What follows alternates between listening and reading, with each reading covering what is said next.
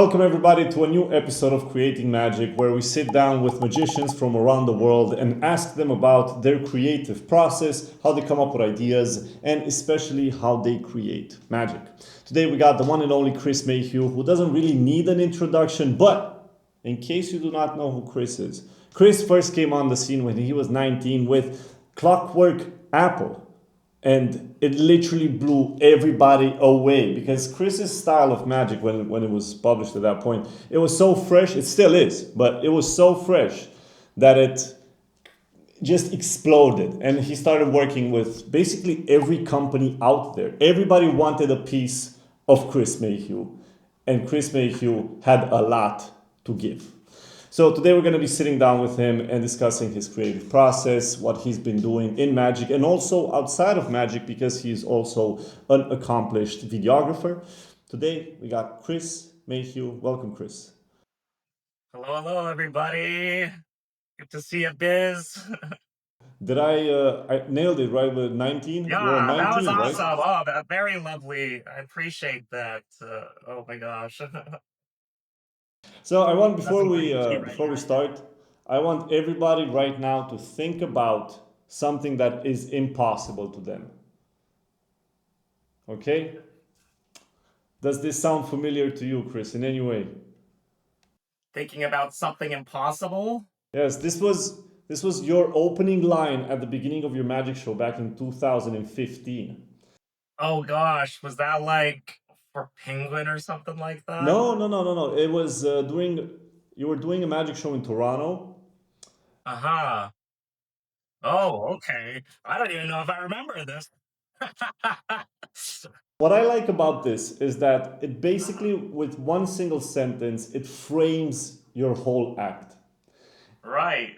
You were talking about how if you frame your act at the beginning, even if you're performing just a couple of tricks stringed one after the other, then because of that frame of mind, the audience can much better Oh appreciate each yes. and every effect.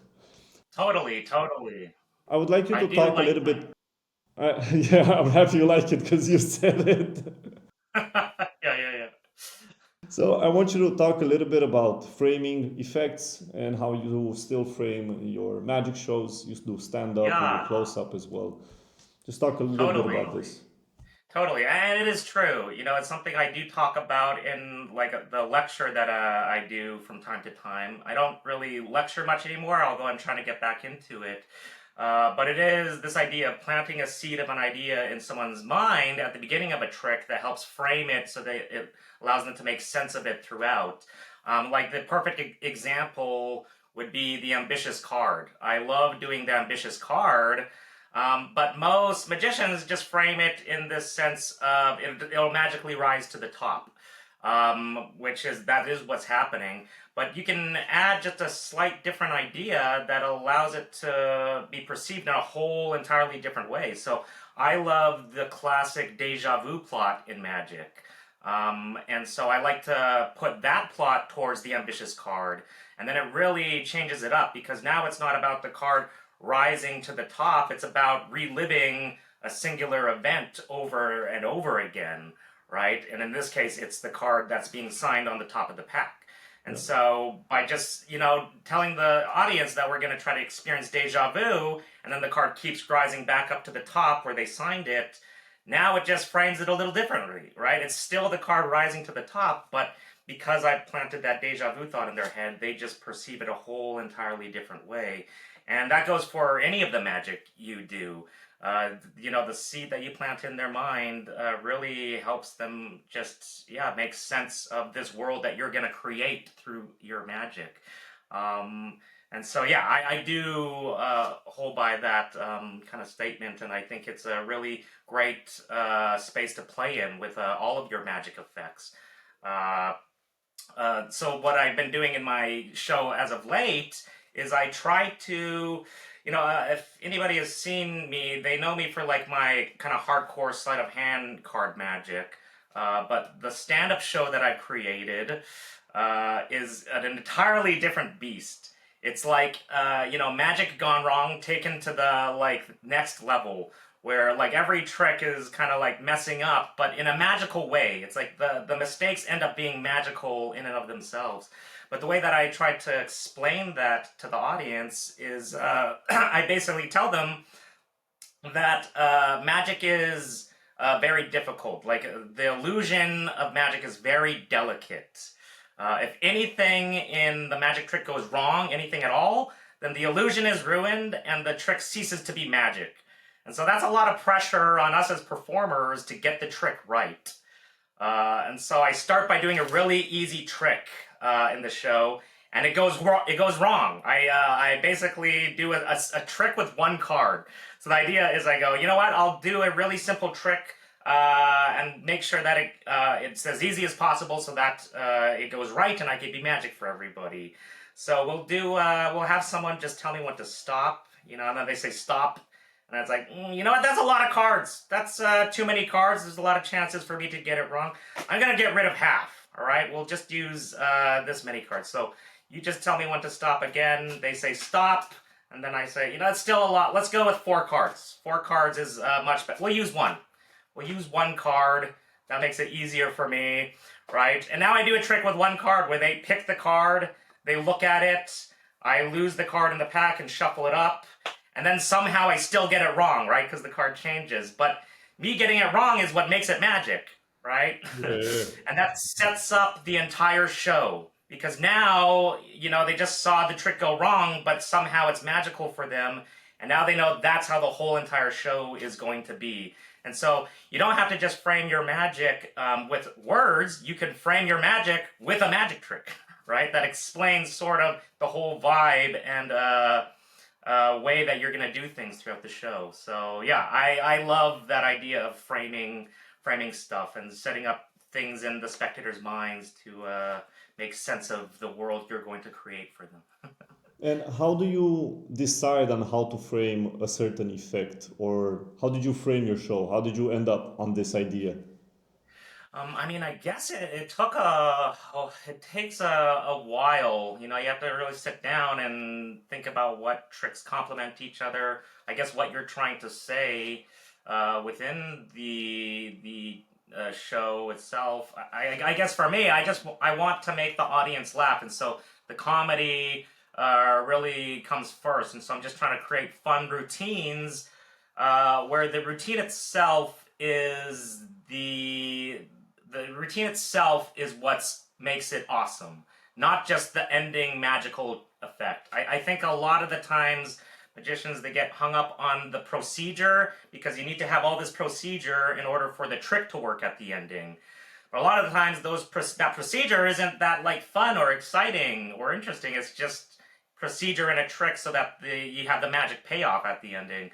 And so I really tried to develop routines where all of the procedure, all of that journey to get to the ending trick is just as fun as the ending payoff itself.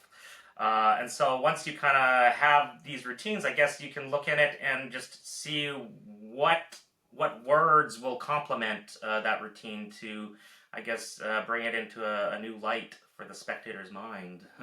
You studied improv at Second City in Yes. Canada, and Yes.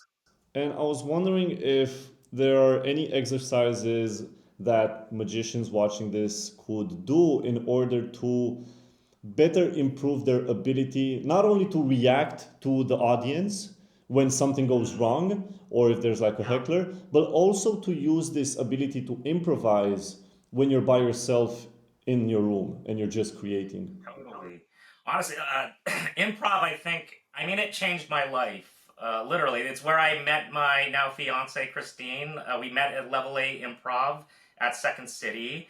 And I remember I was kind of on edge of whether I should do improv or not. But my friend, Chris Westfall, who some people might know, he's an awesome magician in Toronto, he was taking improv. And, he was encouraging me to take it with him. And I was like, I don't know.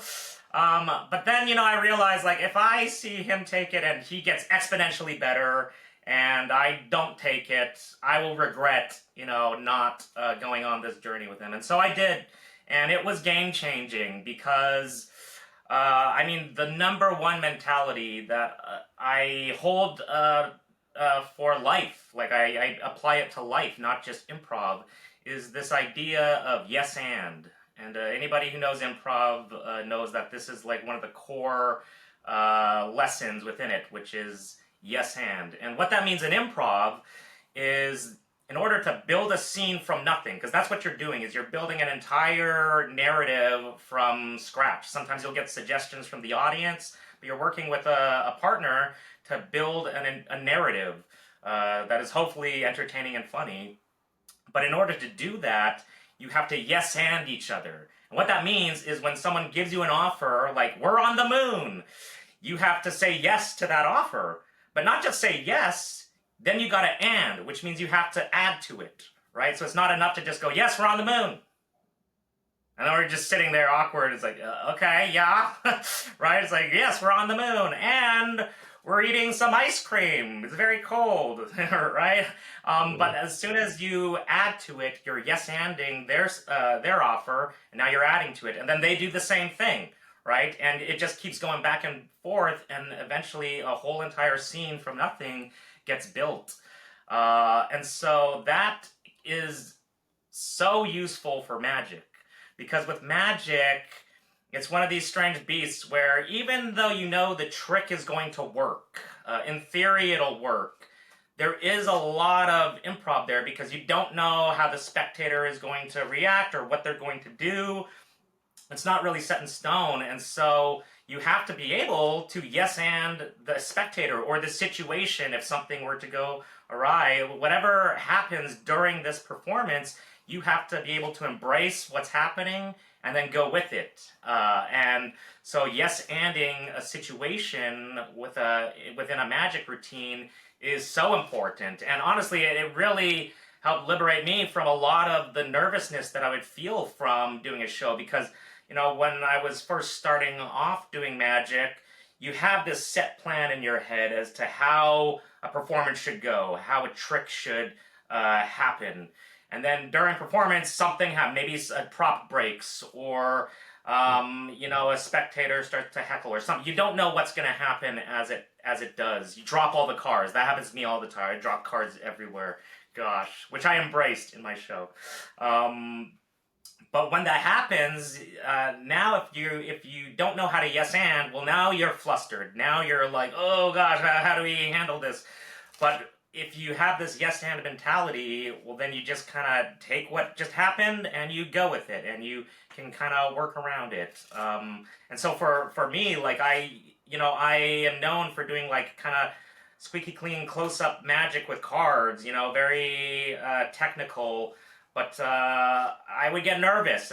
Being on stage is a nerve-wracking thing, and so I was always nervous about like messing up and dropping cards. And so I just realized to embrace that. And so I use that as comedic power in my routine. I literally open by dropping cards because I, you know, tell the spectators, like, there's too many cards. We'll get rid of half. And I just throw them on the ground, right? So right away, I'm setting up that I don't care if I drop cards, right? And then it comes into play further within the show. And it's funny because a lot of people haven't seen my show because I don't do it often. So I'm kind of just talking about it like people know. But I do plan to do more performing and sharing my magic more and more. I just did the Chicago Magic Lounge, which was awesome, and got to test the show out there with like a full audience prime for magic, which was great. And I just did the Magic Castle recently. And so I'm just kind of starting to do this more and more and kind of put myself out there because I haven't been focusing on magic as of late. It's been more videography, as you had said. But now I'm primed and ready to just go back into sharing magic, which I've always loved and want to do more of. I like the fact that you talked about embracing your quirks, embracing things Yes. that other people might see as weaknesses. Then if you embrace them, you can accept them as part of your character. And one of the things that you talked about, and which I really liked, is this. I like this quote from you: "If you don't know who you are, then how can you express yourself?" And to draw a little bit of conclusion from what you said, one of the ways that people watching could embrace themselves, could see who they are, is to look exactly at those faults that they have, at those weaknesses that they have, and end up making of those the things that make them unique. But to bring it a little bit back to magic and how you structure a show, one of the things that, because you have a lot of quotes that I really like.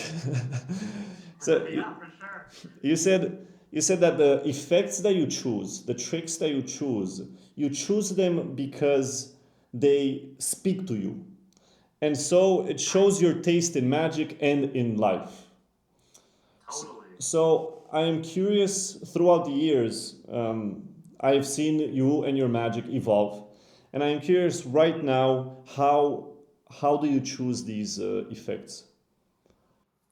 Well, that is a great one, and it is true, and it all comes down to, I guess, awareness of yourself and your tastes, right? You know what you like, right? Whether it is food or music or shows, there's certain music that speaks to you that you're like, I like this song. You know, there's certain shows that you enjoy. You're like, oh, I like this show, and it's the exact same thing with magic. There's a million magic tricks out there, but what are the ones that interest you most, that speak to you most, that you feel that excitement to share, right? And you got to pay attention to that because that's telling you something. And it is a journey, and it's a journey that's forever evolving. You know, my taste in magic now is, different than my taste in magic years ago. And the way I present the stuff I do now has changed, immensely from how I presented them years ago. I actually look back at some of my old videos. I like cringe a little bit because I was very, very self-deprecating, which I will admit was sort of a defense thing because I was, quite overweight when I got into magic and started doing stuff. And so you use the self-deprecation as a defense mechanism, to make fun of yourself so that nobody else can make fun of you instead. But I look back at a lot of those videos and like they're just real self-deprecating, where I'm just like, oh man, like I didn't have to do it that much. But I get it, it came from insecurity, I guess. But in a Uh, way, you were embracing it. You were yeah, embracing yourself. I don't totally, really. totally. I can honestly tell you that I have never looked at one of your videos and felt cringe. Oh yeah.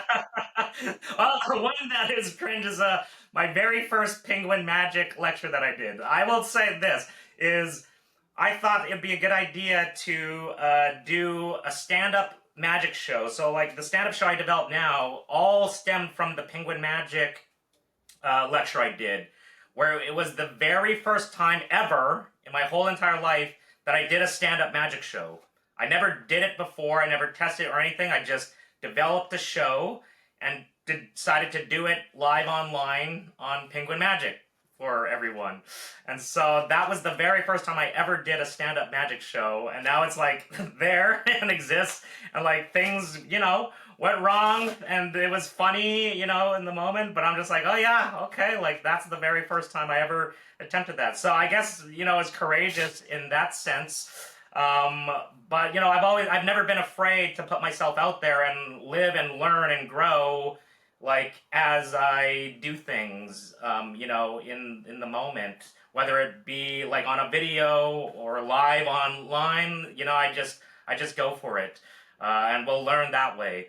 So it's kind of funny, but yeah, I've always kind of just embraced, all of my quirks, regardless. But I've grown and learned a lot since then, and so now where I am now, I am a very different person than who I was then, but I still bring all of that with me. It's not like I deny it and try to ignore it. It's like that is part of me. It will always be part of me. But now there's more of me that I have to share, which I love. Um, and so yeah, with magic, I mean, choosing the material, my stand-up show, it's actually a lot of the stuff from that like old Penguin Live. A lot of the material, the core is there, but the routines themselves have evolved, and have become better. But like if you were to look at the beginnings and look at what I'm doing now, the core ideas are still kind of the same. I've just figured out how to hone them and make them play a lot better. And that took years of failure on stage. I was very lucky. There's a magician mentalist in Toronto. His name's Bobby Mata, and he was the one that gave me the opportunity to develop a stand-up show. After the Penguin Live thing that I did, which is probably over 10 years ago now, which is wild to think about. I did that, just to develop something for it, which gave me a reason to develop a show in the first place. But still, the idea of standing on stage scared me. I was a strolling close-up magician. I could work a restaurant and do magic tricks, 5 minutes at a table. But to stand on a stage and do an entire act scared the hell out of me. And that's when I knew I had to do it. A lot of the times something that kind of strikes fear in you, sometimes it's telling you that it's something that should be addressed and pursued. When it comes to magic, if someone strikes fear in you because they're like trying to murder you, then maybe stay away. But for magic, I realized I had to listen to that fear. If standing on a stage freaks me out, then I should try to figure that out. And so Bobby gave me the opportunity to open for his mentalism show for like 3 years. And I knew that I wanted to do like material that I could say was mine. I'm still doing classic tricks, but with my own unique spin on them. But the comedy and the jokes, I knew they were funny for me, but I didn't know how to translate them to the audience yet. And so I honestly like failed for like 3 years just on stage. It was horrible. It was not horrible, but it was like a learning. But luckily Bobby's show was so good that I didn't ruin anybody's night. The one thing you don't want to do is ruin someone's night out by doing a really crappy show. But because Bobby had such a good show, he would let me kind of open and test out my weird, wacky stuff, and then have it be awkward, and then he would kill it, and everybody would enjoy their night. And so I'm very thankful for him for giving me that opportunity. But what would happen is I would just try this routine the way I had in my head. It's like, yeah, this should work. I go out, do it. It's like, okay, it didn't work that great. And then I'd kind of workshop it, like what went wrong, right? And it's all about self-reflection and reflecting on, what you could do to tweak and improve the timing. And I would just do that constantly. And honestly, the moment that changed everything was, I remember, was after one particularly brutal night where I was being dropped off, and, I'm just thinking it. I'm like, maybe I should just go to the magic store and buy some tried and tested material and just do that, right? Just buy my magic show. And I was thinking it, and then Bobby goes to drop me off. And he says he regrets saying this, which I appreciate, but he's like, hey man, like maybe you should try something a bit more normal. And I was like, maybe I should, that was rough, right? And then I went home, and then that night, David Blaine's magic special, Real or Magic, dropped on television.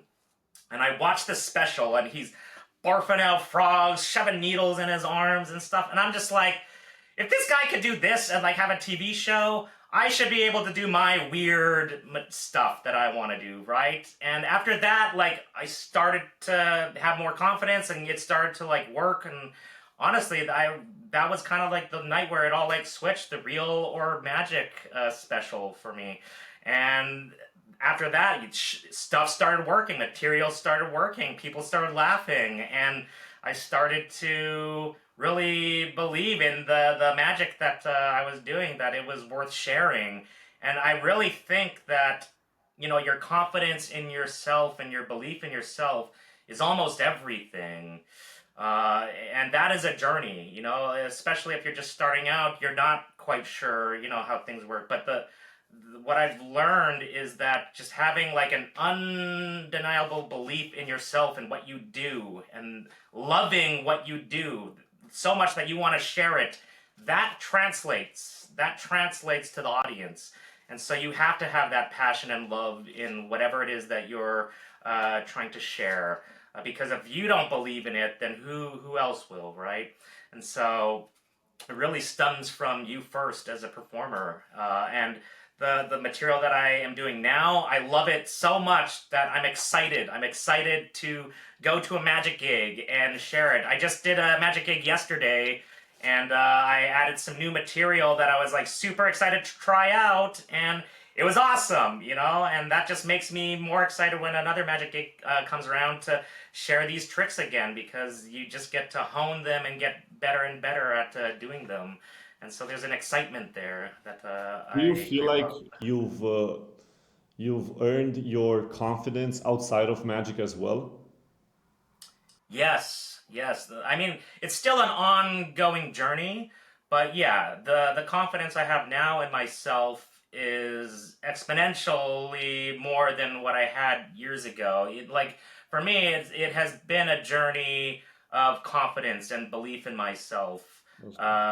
When I was, first releasing magic into the magic world, you wouldn't know it because I'm on camera just being goofy and stuff, but I was actually very shy, and just felt like a fish out of water, imposter syndrome, all that, stuff. Um, and it was a journey of trying to figure out, how to not only just believe in yourself, how to love yourself and love what you do, and the shyness really was a hindrance to me. Uh, I would let people kind of push me around a little bit. And, now if I have a vision of something I want to do, something I want to share, there's not anybody that's going to tell me that I can't do it, but I had to learn that the hard way by letting people, tell me that, oh, we should do this or that. And, then I lived with regret because of, letting them tell me otherwise. Yeah. Um, and so it has been a journey of learning how to, speak up for yourself, which is so important, because it's you that has the vision to share, right? Other people do too, but you have your own unique vision of what you want to do in the world. And you have to be able to embrace that and have the confidence to share that vision. And so you can't let anybody tell you otherwise, or else you will live with certain regrets of, oh, why did I do this or that. Yeah, exactly. And so yeah, it's been a journey. It's still an ongoing journey for sure. You've also done some consulting work on a TV show called Thrillusionists. Thrillusionists, yes, yes. That was I couldn't find any of the episodes online to check them out, but I Yeah, did I look think at the CBC trailers. Gem took them down recently, according to Stu. So the creators of that show are Stu Stone and Adam Rodness, which are two of the coolest, most wonderful people that I've had the great pleasure of knowing. And yeah, and Stu, like, he's really embedded in the world of magic. He was, a producer for Chris Angel's Mind Freak years ago. He knows everybody. He knows like Luke Dancy. He knows like all the magicians. But uh, Can you talk a little bit about basically, the consulting that you did on the show? How it was? yeah. So they kind of hired me to, help with the come up with the magic tricks for this show. What's cool about Thrillusionist is that it's a show meant for like the like young teenage kind of group. A lot of magic shows it's more for adults or for kids, but not for that like young teenager kind of window. That's like a tough one to cater to. But that's what the Thrillusionist kind of catered to. And so it was me and then another magician, Aaron Matthews. So we were the two consultants, and Aaron is awesome. He's also one of those magicians that has everything. So we can always just, pull from his magic room, which literally has every possible magic toy in existence, and then figure out how to come up with routines to cater to whichever the episode theme was. And so each episode had a specific theme, usually to do with the location. So we go to a pizza place, and so it's like, okay, what kind of magic can we do with pizza?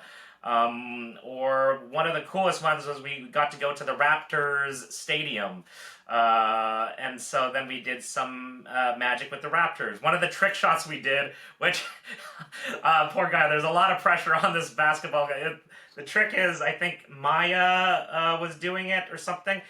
She's one of the Thrillusionists. She would throw the basketball behind her like this, and then you would see it go into the basket.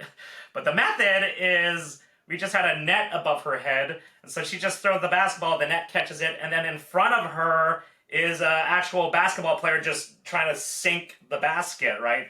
But now he's got to sink this basket, while cameras are rolling. And so it's like a lot of pressure on the poor guy, and it took, several takes. But that was like a fun one. And then Stu loved teleporting people. Like, I guess they did that a lot in Chris Angel's thing. It's like having someone, appear somewhere else. Obvious method is use some twins. So we were constantly like having people teleport, which he just loved and always cracked me up. It was always like the go-to thing. It's like, what can we do here? How about they teleport? Right? I was like, all right, yeah, could do that. Do some other things too, but teleport someone. But yeah, I definitely love Thrillusionists, and I still keep in touch with Stu and Adam to this day. How And did I you get the support gig? them. How Pardon? how did you get the job? This is actually a pretty cool story. It's actually through these playing cards, the Leon playing cards. So this is my own kind of brand of playing cards. So what had happened is I was just about to kickstart the first ones. Do I have any of the first ones? First ones are like a burgundy one. These are the second edition. But I was about to kickstart the very first deck of cards. And an old friend of mine, Jesse Feinberg, him and I were the two magicians that would always use the original Leon cards. Do I have any of the original Leon cards? Oh gosh, probably somewhere in my stack of cards. I can But just it's an I can just old, put them on screen. It's yes, okay. totally. So him and I would use the old like Dr. Leon cards in like our videos and stuff. I use them in all of mine because they're my favorite deck of cards. And I reached out to Hiro Sakai to get his permission to make a deck of cards in homage to his. And so I was in the process of launching the Kickstarter, and I reached out to Jesse, and I was like, hey, like, I'm launching this Kickstarter for this deck of cards. Would you be interested in them? And then he responded, had nothing to do with the deck of cards. He just responded, he's like, hey, you're in Toronto, right? And I'm like, yeah. And he's like, I have some friends that are in Toronto that are doing this magic TV show. I'm gonna connect you with them, and you can do it. And so Jesse was the one that introduced me to Stu Stone and Adam Rodness originally because I had reached out to him to support my deck of cards, right? And then out of that, I got to meet Stu and Adam. We sat down for an interview. They're just some cool guys. And yeah, from there it kind of turned into that show that we did, and they've been wanting to collab on something else ever since. They're actually like the prominent Canadian filmmakers right now. They've done like 5 different feature film movies, I believe. The last one is Don't Fuck with Ghosts. I don't want to mess my camera. There's a poster there that says Don't Fuck with Ghosts, which is an awesome mockumentary style movie. I definitely recommend people go check it out. But it's like them trying to prove that ghosts are real or find ghosts. But it's like a mockumentary, so it's like kind of a mixture between real and not real. Is it real or is it magic? But yeah. What happened during the interview? What did they test you? It was more just like getting to know each other, and I think I did show them some magic. But yeah, it was really more just like getting to know each other's personalities, and yeah, like I'm not great at interviews, so something I'm working on and trying to get better and better. I find the best way is the more you can just be yourself and like not be so like nervous and uptight with like, oh, there's so much pressure I gotta do. Like people can sense that, right? And so if you show up just nice and casual and just it's just you, the more that people can see who you are as a person, then obviously you give your credentials, right? But the more that you could just be yourself and be relaxed really helps. And so, as soon as I met those guys, I just felt so comfortable to just like be me around them. And then I showed them some awesome magic, and they love watching magic. They're a really great audience because they really do just appreciate magic on all different levels. And so yeah, as soon as I started showing them some tricks, it was like it was set in stone, stew stone. Well, I'm happy that we talked about this show because I wanted to segue into a series of unfortunate effects, and Mm, I this movie came out in a period when few magicians, but there were magicians that were creating much more creative projects where it wasn't just performance and explanation. And you were one right. of these magicians that was trying out something completely different, together with some of your good friends, which are like really good magicians as well. And Hmm. this is not something that we can see nowadays happen at all. Like a movie like a series of unfortunate effects hasn't been produced in a very Yeah, long that was time. probably like the last one of something like that, I'd And say. I'm curious. I want you to just talk for like a few minutes about how it was to produce it. Yeah, What is one memory that you have while working on it? And for everybody that doesn't right. know, tell them what it is. Yeah, so I think I might have a copy here. Hold on. Let's see. Yes, right here. So this is the project, a series of unfortunate effects. Um, and yeah, this was like a passion project of mine. So I came up with that project when I lived in Calgary, Alberta. I'm originally from Calgary, Alberta, and I came up with the idea of this project.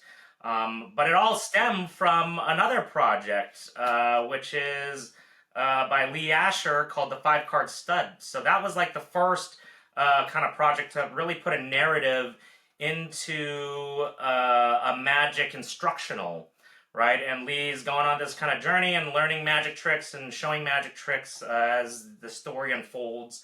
And it was a really fun project, and I loved it. I was a big fan of it. And so I kind of wanted to come up with my own. I had the whole story kind of figured out as far as the narrative goes, but at the time, I didn't have enough magic that I had created to put into the project. I think I had just released, a few things on Vanishing Ink, including the Clockwork Apple, um, and but yeah, to fill a project like that, it required like a lot more material. And so I think I had maybe just enough, but I just couldn't see myself doing it.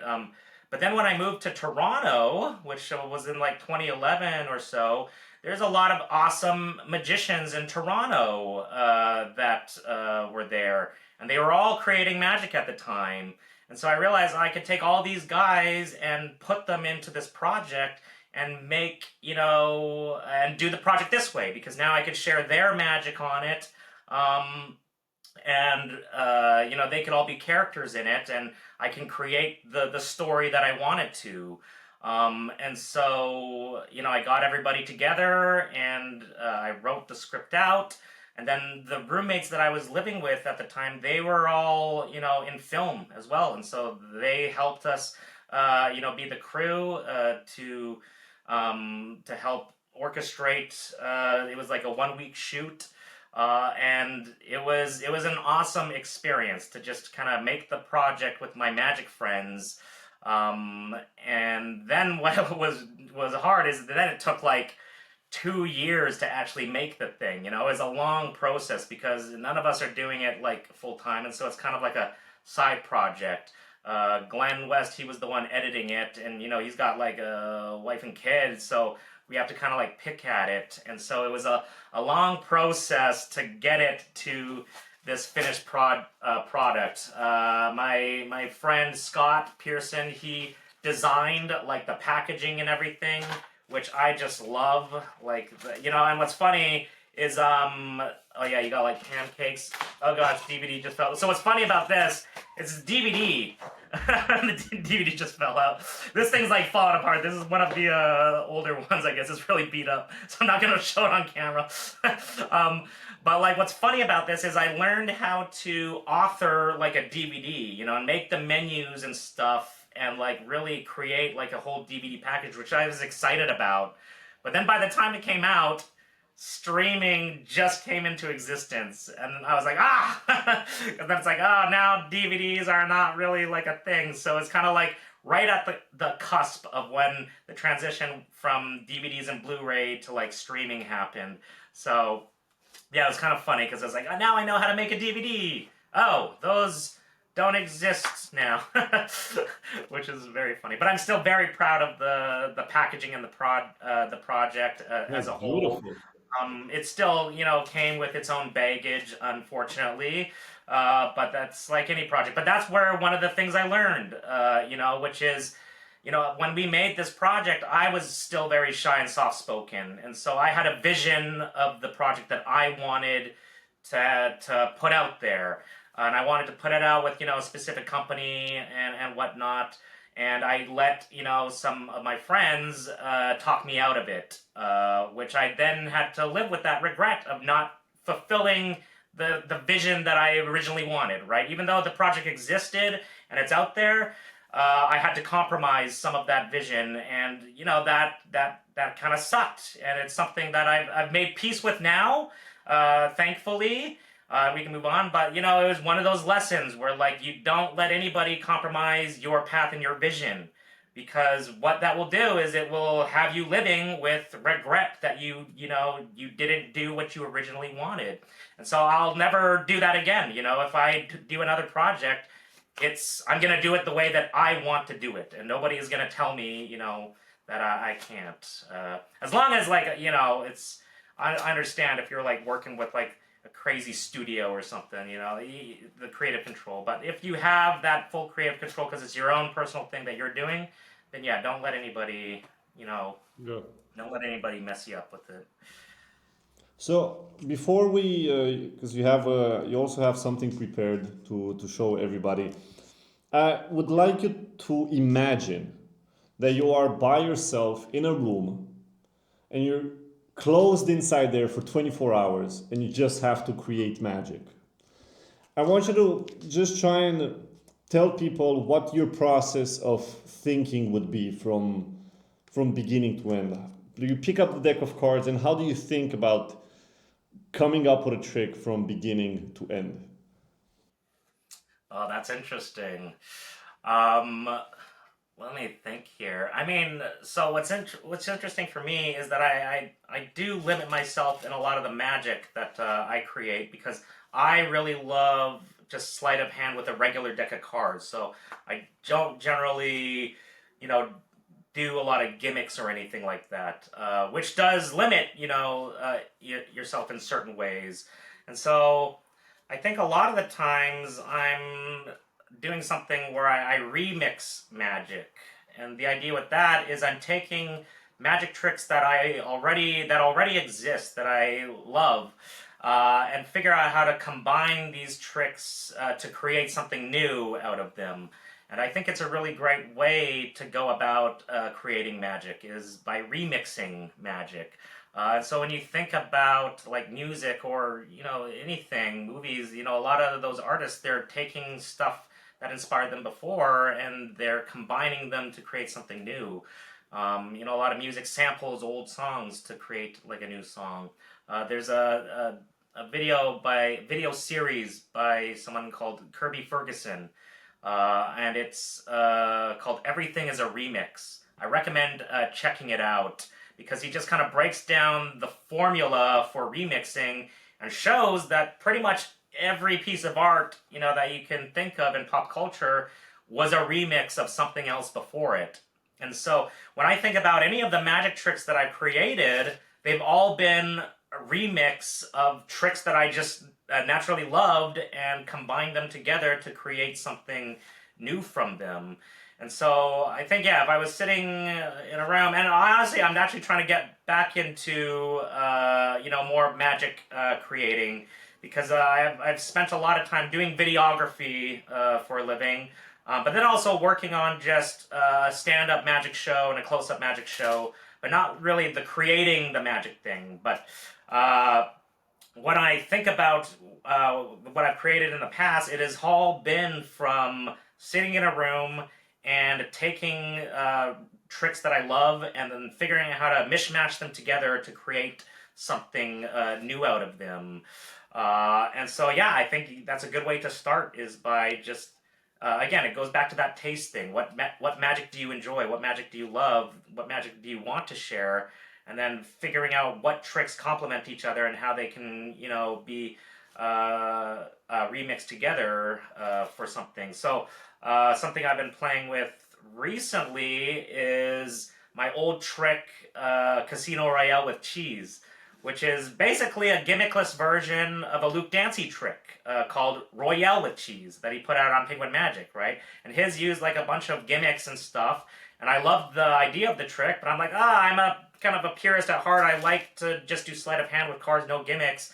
And so I figured out how to do that trick, but with no gimmicks at all, and just use sleight of hand.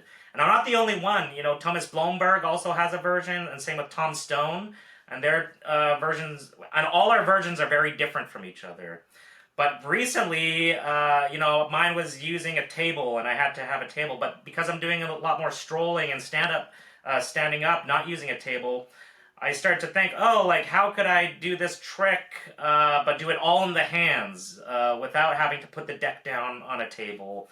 And so that's been a fun process, to take an old trick of mine and then reinvent it with a new kind of situational circumstance, being no table, all in the hands. And so that's been a fun puzzle to play around with. But yeah, I think you can create a lot by not trying to just reinvent or try to just create something new out of nowhere, but just taking all of the old stuff that came before and figuring out how to, combine it together to create something new. I think it's probably how everything really happens, even if you're not aware of it, A lot of times you might be reinventing a trick and you don't even know it, unless you kind of you read it somewhere. Well, one of the things that you talked about at one point was the impossibility factor. Do you still use that when? Yes, yes, for sure. Yeah, and it's an essay I've actually thought about rewriting and updating, because again, your writing style changes and gets better. I think I repeat like a lot of the same words in the essay. But the idea with the impossibility factor, and it's something that I do believe in to this day, is, we as magicians, we love multiple phases. It's like we love multiple phases. I've seen magicians where they have like 20 phases, in like an ambitious card routine or something. And it's just like, okay, that's a lot. That's a lot, And the whole idea of this impossibility factor is something that you have to really think about, because what you're showing a spectator, a magic trick, whatever it be, the card rising to the top of the pack, in their minds, if they haven't seen this before, you are doing something that they thought was impossible. And now you are showing them that it is possible because you just did it. And so that's where that magic moment happens, because they thought something was impossible and you've just shown otherwise, and now their mind goes, psh, because like, oh my gosh, I just witnessed the impossible that first time that you do it. But now, if you do it again, even a second time, you have to figure out how to escalate the impossibility level. You can't just do the same thing over again. You can, magicians do, right? But it just doesn't have as much of an impact as it does that first moment. And the more you do it, and the more you, bring the card to the top or whatever, the lesser and lesser that impossibility becomes, until you run the risk of normalizing it. The first time you did it and it blew their mind because the card just magically rise to the top, and they're just like, what? How could that be possible? That's crazy. And then you do it again, and you do it again, and you do it again, right? And the more you do it, the more it just it takes the edge off, and now they realize like, oh, okay, I guess it is possible. All right, I guess it is a normal occurrence, right?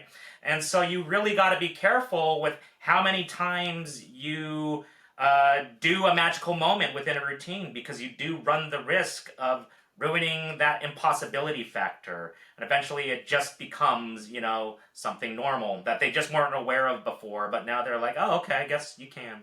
And so I find like 3 phases is the most I will do for any kind of magic trick. You'll see in a lot of my magic, I'll do my ambitious card. I do it 3 times, right? But each time the phases escalate and get better and better, in some way, shape, or form, so that you're not just repeating it over and over again. And so that to me is very important, and that's how I am able to do multiple phases. But again, even then, it's like 3 phases, I think, is pushing it. It's like 2 phases is great. 3 is like, I would stop after 3 phases personally, right? But again, everybody has their own taste, and some people love to do 20 phases, for a routine. But I just find, if we think about that impossibility factor and the fact that, the spectator, really thinks something is impossible, and as soon as it is done, you blown their mind with it, and you just run the risk of normalizing the impossibility if you do it too much. And so, yeah, we gotta be aware of that as magicians. While you were talking about the ambitious card effect, you told me that you have an idea to share regarding the ambitious card effect. So I think now is the best Oh, moment to yes. segue into This that. is totally just a simple touch for the classic card where you put a bend in it. And so the idea is, when a lot of people do this, so you bend the card. So when you bend the card, right, and you place it into the pack, so normally when you do this, and everybody does it, it just comes up to the top like so, right? And if you put a big bend in it, but the idea here is, if you just give the pack a bit of a wiggle and let that card separate from the top a bit more, it really adds, it really makes it look like it's appearing there rather than just popping upwards, right? So the idea is, you just add a little bit of a motion and let that card like really separate from the deck more, right? So if you look at that, that's like almost, off just at an angle. But now that adds like a bit more separation to the card. So it's not just popping upwards, but it really kind of like adds a separation from the deck itself. And so, yeah, you got it just a little bit so that it doesn't fall off. But yeah, I think that like just adds a nice visual to it, so that it's like that.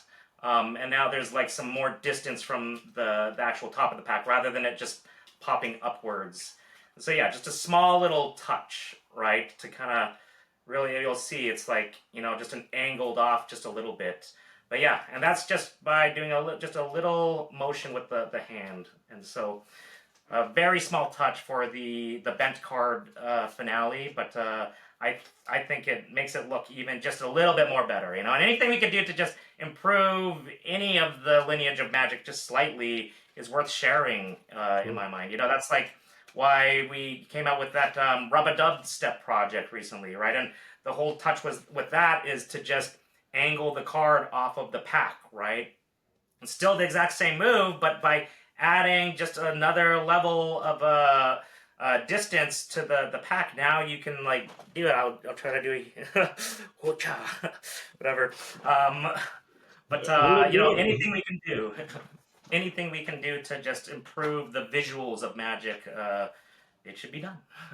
If you guys have not seen the Robot Dubstep, you definitely have to check it out. It is very addictive once you learn it and you start playing around with it, because you really think that a small thing might not matter, but then when you watch yourself performing it this way, because I've been doing the Robot Dub Dub Vanish ever since I was 12, and I learned it from Daryl's videos. And Oh yeah. it's a nice visual, and everybody knows how powerful a good vanish is. And what I like about your move is that the fact that it really is off the deck, like completely separated from the deck, really gives it that moment of it definitely, when it goes away, it definitely is in the hand, because Yeah. it nowhere else it could have gone, you Yeah, know. yeah, for sure. It's all about the just creating that distance, which I love, and I have so much different ideas, with it that I've explored, and so it was really fun to put that project out finally with Big Blind Media. And this is what a really cool thing. I don't know if I ever told you this, but so it was really great to collaborate with Big Blind Media after all these years, because they were actually the very first company to ever attempt to put something of mine out. Many years ago, before I put out Clockwork Apple with Vanishing Ink, I had flown to the session convention, and Big Blind Media was there, and they actually shot my lazy rise move and a color change of mine. This color change, if you see it, I think Yeah. that just came from an 8 of diamonds. Okay, 9, 10. Of course it did. But they shot these two moves of mine. Here, let me just do that one more time with two different cards, so that it looks. So it's this move, right? And so they shot both of those projects of mine. But then I think they had like some new people working on the team that they had entrusted with the footage, and the footage was lost, unfortunately. So the project never came out. But what that did was they were the first company to believe in my magic ideas enough to put the time and effort into filming it. And that gave me confidence in and belief in myself that my ideas were worth something. And again, this is all going back to this idea that you have to have confidence and belief in yourself to really, that comes first before anything else. And so, them kind of giving me that time and energy to film a project, even though it didn't come out, really gave me that nudge to that my ideas were worth sharing. And then, I think a year later, I came out with all this stuff with Vanishing Ink, which then again boosted up my confidence again and allowed me to go to other magic companies and just explore sharing my ideas. But it all kind of was this snowball of just people believing that I had something worth sharing. Because I doubted myself. I was like, I don't know if it's worth sharing. I think it is. But one of the biggest kind of voices that really helped with that was my friend Tyler Wilson, who, I grew up in Calgary, and he's an amazing magic creator. But anything I would show him, if it was some kind of new idea that it was exciting, he would just light up and he would just go crazy, like, that's so awesome, and seeing him light up is what really kind of fed that fire and allowed me to believe, that the ideas were worth sharing. Because if it makes him excited, then I'm sure it'll make, other magicians excited. And so he was really the one that inspired me the most to just kind of share my magic ideas. And then, of course, Joshua, Jay, and Andy being the first to really put the stuff out there. But Yep. yeah, Big Blind Media was the first actual magic company that attempted to put my stuff out. And so it was a really great full circle moment, to come back after all these years and finally put out a project with them. And Rubba Dubstep was a project that I had been thinking of for a long time, and I wasn't doing any magic projects at the time. It'd been a while since I've done any magic project. And so, but I've been sitting on that material, and I was like, like I do have all this material. I would love to, put it out there. And so when you approached me to kind of collab with BBM, I was like, yeah, let's do it. I want to put this project out. It's been a long time coming, so I'm very thankful that we had this full circle moment, and we can be doing this, and we can be putting out Rubber Dubstep and more projects to come for sure. Yes, we're happy. We're definitely happy to have you, Chris. And there is another project that we have in the works right now. But I'm very happy that you did mention Tyler Wilson, because one of the things that helped you grow up as a magician is trying to fool Tyler, who was Yes. working at a magic shop. And I am Yes. curious, what was the trick that you ended up fooling him with? Do you still Oh, remember? yes. Yeah, it was the whole thing, which got released on Theory 11 years ago. So I had a bunch of material with jokers with holes in them. Do I have those cards with me? Hold on, let me get them. Let me get them. Okay, so yeah, this is the first trick that really got me started into creating magic. And so the kind of story behind this was Tyler was working at the magic shop and I was helping there on the weekends, and so I always got to go there every week and just hang out and jam magic. Um, and Tyler is like an encyclopedia. He just knows everything. You know, he can literally reference like the page of a book that like a trick is on, you know, and I'm just like, what the heck? And so I remember thinking like, oh, it'd be kind of cool to like be able to fool Tyler, but the dude knows everything. So I knew I couldn't just buy a trick off of the magic shop shelves. Not only that, but he was the first magician I ever saw that created magic. So I remember when I was first getting into magic, you know, I'd be buying all the tricks, and then he would show me a trick. I'd be like, oh, I like that. Where do I buy that one? Right? And he would say, it's like, oh, it's not published yet. Like, it's not out there. I'm like, what? Like, where do you get it? And he's like, oh, I created it, right? And that was the first time I realized, I was like, wait, like you can create magic, right? And then I thought like, oh, I guess every trick that's on the magic shop shelf was created by a magician. Um, and so that was the first time that I was exposed to the idea of not just buying magic tricks, but that you could create magic tricks. And so then, you know, as we're hanging out at the shop, you know, I thought like, oh, it'd be cool to be able to like give Tyler the feeling of, you know, being fooled by a trick, because he knows everything. So that's like a cool challenge if I could, you know, do that for him. And so I would go home every week and I would come up with like the most wacky idea for a magic trick, you know, that was like so heavily gimmicked. I was like, oh, like I came up with what is the trick with double backers for Triumph again? I forget what The it's cheek to called. cheek. Yeah, cheek to cheek. So I figured that out, you know, on my own. But like again, I go to the shop. I show Tyler. He's like, oh yeah, cheek to cheek, right? Which I didn't know, and so I was like, oh, okay, this existed. But that kept happening, where I kept, you know, coming up with tricks and methods for tricks, and then I'd go to show him, and they'd already been invented. But I didn't let that kind of like get me down. It actually really inspired me, because I was not a working professional, but I was coming up independently with tricks that seasoned magicians had already thought up. And so I knew like, okay, I must be on the right track if I'm already reinventing these tricks that existed already. And so then eventually there's this trick by actually a Bigblindmedia magician, Ian Moran, I think is that how you pronounce it? Yeah. He's got stuff out on your thing, but he had a trick using jokers with holds called Hole Sensation. And we got that in the magic shop. And I just loved this trick. I was fascinated with it. I learned that it was based off of Holy POD by Ken Krenzel and Richard Kaufman and Derek Dingle. But Ian's kind of like took the whole thing and made it like a packet trick. And I loved the trick, and so I went home and played with it. But it was a way to make a card vanish from in between the jokers.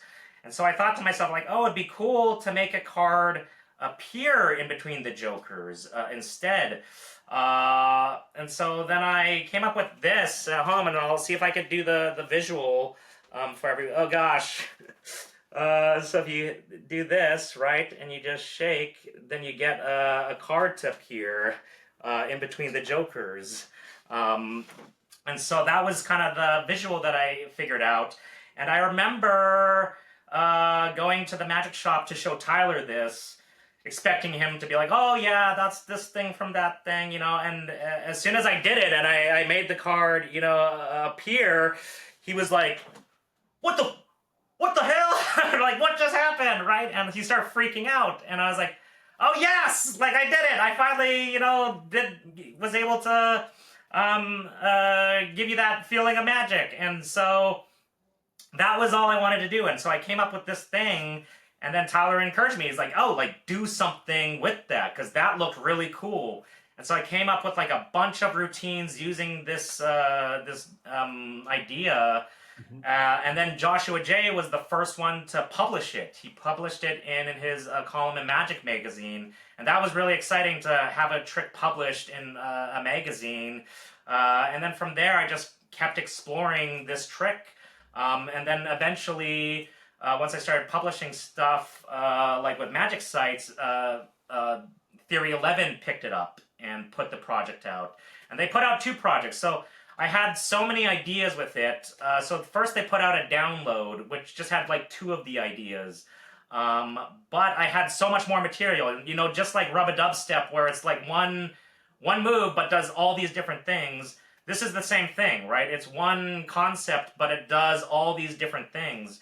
And so I eventually put out, you know, a whole entire project called The Whole Thing, um, which was all of the ideas, you know, on the thing, which I was very proud of, you know. And so that was my one collaboration with Theory 11. I'm very thankful, you know, that they gave me the opportunity. And yeah, that's what this trick was. What's funny about that though is when I did put that project out, they flew me to Vegas. I literally had like no money at the time. Honestly, I was like, "Oh, this is great, free trip to Vegas," but I like don't, I can't like afford anything, and so that was like a funny trip for me because yeah, I basically just like stayed in my hotel room and did the project and didn't actually get to enjoy Vegas. But now I want to go back and actually, you know, have a good fun Vegas experience. So I do plan to return. So we have reached the end of this Yeah. discussion, and at the end, I always give a few minutes to all of our invitees to just talk about whatever it is they want to talk, maybe about a future project they're working on, or maybe about a memory that they have. And I want to give you this moment right now, so the stage is yours, Chris. For A memory of what, just like magic, the journey of magic in general. My anything you journey. wish to talk about. Yes, if you want one of your good memories that you always think about, maybe. Oh man, I mean, yeah, it's been a long journey, I would say, and a long journey of just figuring out what I want to do in, you know, the world. You know, when I was first starting off in Magic, the one goal I had was to release a Magic project with every major Magic company. And that was like my goal throughout all of my 20s was to, you know, put a project out with each company. So Penguin, Theory 11, Vanishing Ink, you know, you name it, I put a project out with them. Uh, and what was funny is that when I did that and I accomplished the goal, you know, you're always in this pursuit of happiness, and you think that like when you accomplish your goals, well, then you'll be content, then you'll be happy. And like time and time again, I've realized that is not the case. You know, when I put out all of the magic projects and I accomplished that goal, you know, I was still like, okay, there's still always like a what next. You know, and this doesn't just go for like accomplishing goals in magic. This also goes for like a personal life. You know, I was very overweight when I was younger, and I still struggle with my weight every now and then. But I remember early on thinking like, oh, if I could lose the weight, that I would be happy. You know, then I would be happy once I get down to a certain weight loss goal. And then, you know, just like meeting that goal in Magic where I release a project with every company, I lost the weight and I got to, you know, my weight loss goal. And I remember standing there and realizing, oh, there's still something else, something deeper that needs to be addressed, something that lingers there. Um, and it's a journey of self love, and learning how to love and accept who you are.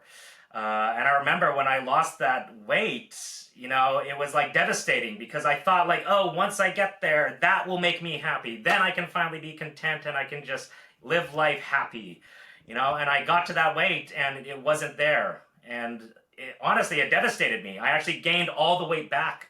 I've actually lost over 100 pounds twice, which is wild to think about. And so the first time I did it and I met that weight loss goal and that happiness wasn't there like I thought it would be, I became depressed. I gained all the weight back, even more weight than I had lost before. Which then makes you even more depressed because now it's like, oh, now I messed it up. I lost all this weight and now I'm back up again. It's hopeless. I'll never, lose that weight again. And so when the pandemic hit, I decided to go on keto and get my weight back under control. Knowing, though, that when I meet my weight loss goal, that is not what's going to make me happy. And I realized I had to figure out how to find that happiness even before that weight loss goal was there. And that's honestly what this journey is. I've been rocking nails, bow, all that stuff. This comes from a deep personal journey of self-acceptance and self-love. Something that's always been there that I had to address, that I had to figure out. Because they're the shadows that are in you that you have to learn to, accept. And so for me, that was the journey. And I had defined myself in magic for so long as, Chris Mayhew does, this funny guy that does all these stuff, and I'm still that. But there's a whole other part of me that I was hiding, that I was, denying, that I didn't want to share because I was afraid of it. And the moment I embraced it, I've always loved nails. This is my fun. I love this. It's so fun, right? But I would always do it at home alone. And, as a magician, I put on fake. These are my real nails, by the way. But I would put on like fake nails. And, when I would leave home to go to work or go see friends, I would have to rip the nails off. And, you're using glue. So my nails would get all gunky and gross.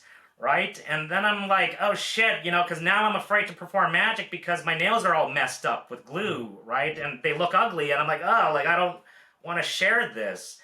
But I love this, right? And so then I realized, like, well, what am I afraid of? Why am I taking them off when I go out? Why don't I just, rock this? It's something I clearly love. And that's when I realized that, the person that was judging me the most was me, no one else. As soon as I embraced this and I went out into the world, all of my friends, all of my family, they all loved me, right? And they all just appreciated me for who I was. And so that was the moment I realized, oh, I can learn how to love myself and accept myself and not judge myself. It's not the weight loss that is going to do it, right? It's something within you that you have to figure out. And it's there waiting for all of us to figure it out. I truly believe happiness is not something that you achieve.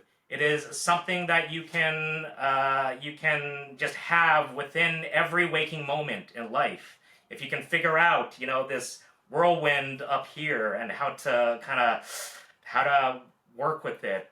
And so, any goal that you have that you think is going to bring you that happiness that you are seeking, you can find that happiness before you even meet that goal. It's there waiting. And it comes down to personal self-reflection and figuring out how to find yourself and love yourself. And so for me, that was this journey. And I was able to then, define myself back in magic and share myself again, with all of my magic friends and put out, rub-a-dubstep, rocking this type of thing. And it's a beautiful thing to kind of step back into the light of magic and as myself, as who I truly am, and go about navigating this space then, now, I should say. And so it is a very long journey of the self. And right now, I focus so long on videography, and I still love videography, and I'm still doing that. But I was doing a lot of like weddings and events and that type of thing. And I realized like I want to focus all of my videography skills back into magic and start doing more of this again. And it was a game of confidence as well with video. I was afraid to shoot, projects because I wasn't, as good as some people.